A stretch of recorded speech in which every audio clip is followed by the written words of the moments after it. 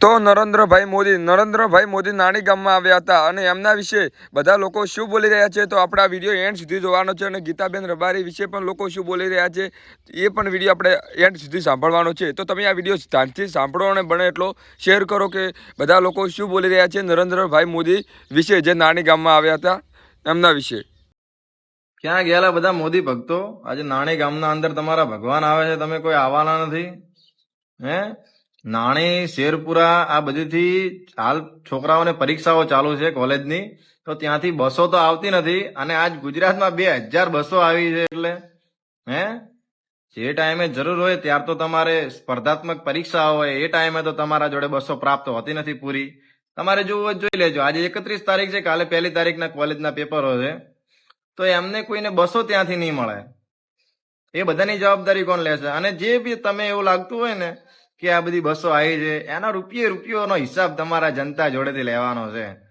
દૂધમાં કે ઘીમાં કે કોઈ બી જગ્યાએ 2 રૂપિયા વધારી અને તમારે બધાને આ પૈસાની ચુકવણી કરવાની છે. બરોબર? આજે બસો તો આવી નાની ગામમાં, પણ માણસો કોઈ નથી આવ્યા. નમસ્કાર. આજે ગીતાબેન રબારી, કચ્છની કોયલ, એ પ્રાઇમ મિનિસ્ટરના મંચ ઉપર ગીત ગાયું. કલાને સન્માન છે, પણ હવે સવાલ એ છે કે ગીર, બરડા અને આલેચના માલધારી આજે પણ હક માટે લડી રહ્યા છે. એસટી માંથી બહાર કરવાની વાતો ચાલી રહી છે. આપણું અસ્તિત્વ જ ખતમ થવાના રસ્તા પર છે અને તમને ત્યાં જઈને અદાણી, અંબાણી એ બધું ગાવું છે? વાહ ભાઈ વાહ! કોને રાજી કરવા માટે? કોની આજીજી માટે? અને એ સમયે આપણા જ સમાજનો અવાજ એ જ મંચ ઉપર ચૂપ કેમ છે? ગીતાબેન, તમને હું પર્સનલી કહું છું, તમે લાખો સુધી પહોંચો છો, તમારો અવાજ લાખો કરોડો વસ્તી સુધી પહોંચે છે, પણ શું તમે આપણા માલધારી સમાજની વેદના આપણા પ્રાઇમ મિનિસ્ટરને વાત કરી હતી કે ફક્ત ગીત ગાઈને પાછા આવી ગયા? આ સમય માત્ર પરફોર્મન્સનો નથી, આ સમય અવાજ ઉઠાવવાનો છે, આપણું અસ્તિત્વ ટકાવી રાખવાનો છે. હમણાં થોડાક સમય પહેલા, ઘણા મહિના પહેલા, લાલજીભાઈ દેસાઈ, કોંગ્રેસ સેવા દળના ઓલ ઇન્ડિયા પ્રમુખ, એ કીધું હતું ગુજરાતના કલાકારો નમાલા છે, કારણ કે બસ ખાલી માત્ર ને માત્ર અદાણી અંબાણીની વાહવાહી કરે છે. સત્ય વસ્તુ છે.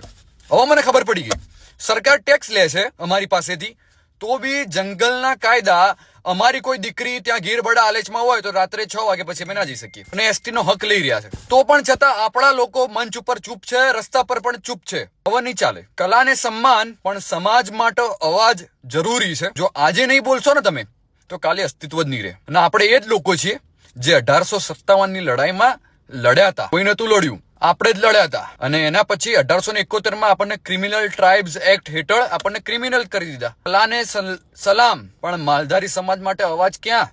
ગીર, બરડા અને આલેચ ના હક જોખમમાં છે. હો તો કાન ખોલો.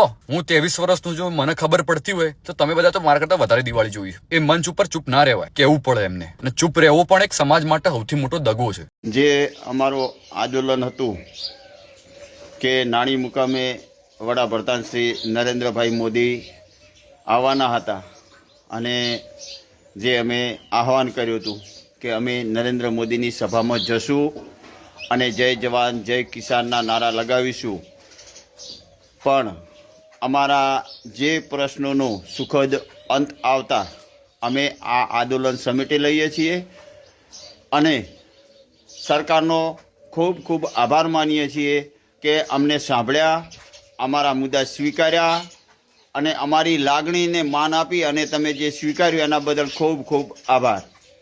પહેલો તો હું મારો પરિચય આપું. મારું નામ શમશીભાઈ બાજીભાઈ પટેલ, ગામ મારું બાવશ્રી. અને આ મોદી સાહેબને આવતા હોબળી અને અમે બધા ગામ લોકો 2 પૈસો ભરાઈ અને અહીંયા મોદી સાહેબને આમંત્રણ માટે અમે આવીએ છીએ. એના માટે એનું કારણ કે અમને આ ભૂકા વિસ્તારની અંદર અમને નર્મદા કેનાલ પહોંચાડી અમારી આખી ભૂકા વિસ્તારને લીલોતરી કરી નાખી. એના બદલ મોદી સાહેબનો ખૂબ ખૂબ આભાર. અને એમને અમે મળવા માટે આજે ખુશ થઈ અને બધા અમે આવીએ છીએ અને એના માટે અમે ખુશ પણ છીએ. આભાર મોદી સાહેબ. ભારત માતા કી જય. મોદી સાહેબ તુમ આગે બઢો, આગે બઢો. મોદી સાહેબ તુમ આગે બઢો, આગે બઢો.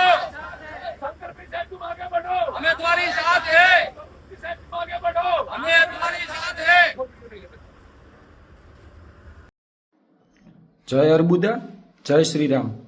મિત્રો, મારા ઉપર વિશ્વાસ રાખીને સમાજના યુવાનો, વડીલો, જે આ આપણો કાર્યક્રમ હતો કે નરેન્દ્ર મોદીજીની સભાનો બાયકોટ કરવાનો એને એકદમ સફળ બનાવ્યો છે, એના બદલ હું તમામ સમાજના આગેવાનો, વડીલો, યુવાનો તેમનો ખૂબ ખૂબ આભાર માનું છું. અને તમને એટલો વિશ્વાસ અપાવું છું કે કોઈ પણ લોભ લાલચમાં હજી સુધી આવ્યો નથી અને આગળ પણ આવ્યા સિવાય જ્યાર સુધી આપણા મુદ્દાઓનું સોલ્યુશન નહીં થાય, આપણા યુવાનોને ન્યાય નહીં મળે ત્યાર સુધી છેલ્લી ક્ષણ સુધી હું લડી લઈશ. બીજું કે બીજા સમાજના યુવાનો અને વડીલોએ પણ આપણને ખૂબ બધો સપોર્ટ કર્યો છે, તો હું એમનો પણ ખૂબ બધો આભાર માનું છું ઓજના ચૌધરી સમાજ તરફથી. અને એમને ખાતરી આપું છું કે જ્યારે બી એમના સમાજ ઉપર પણ કોઈ બી પ્રોબ્લેમ આવશે ત્યારે અમે ચૌધરી સમાજના યુવાનો તમારી સાથે ખભે ખભો મિલાવીને ઊભા રહીશું અને એમનો બધાનો આભાર માનું છું. અને જે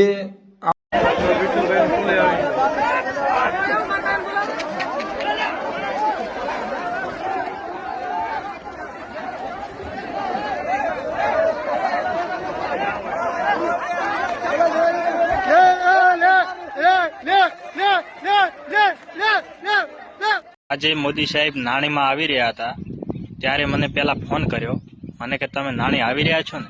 મેં કીધું મારે તો આજે બાજરી ખરપવાની છે, એટલે તો હું તો ઢોઢિયો આકુરો છું, એટલે મને આટલો બધો ટાઈમ છે નહીં.